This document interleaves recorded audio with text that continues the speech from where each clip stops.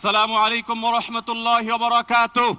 সম্মানিত উপস্থিতি, বাংলাদেশের সর্বস্তরের সকল দল মত, চিন্তা, দর্শন, সকল মত এবং পথের সকল মিছিলের মোহনা মিশে গেছে আজকের এই মহা গণজামায়াতে।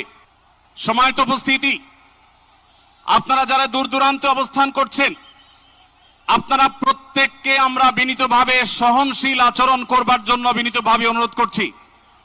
অনুগ্রহ করে সবাই শান্ত হন। খুব সামান্য সময়ের মধ্যে পুরো অনুষ্ঠান পরিসমাপ্তির দিকে আমরা যাব ইনশাআল্লাহ। আমরা আপনাদেরকে বিনীতভাবে অনুরোধ করছি, আপনারা আশেপাশে কেউ অসুস্থ হচ্ছে কিনা তাদের দিকে লক্ষ্য করেন। বাংলাদেশের সকল দল মত, চিন্তা, দর্শনের মানুষ মাজলুম ফিলিস্তিনি এবং মাজলুম গাজার মানুষের পাশে আছে, সহাবস্থান করছে।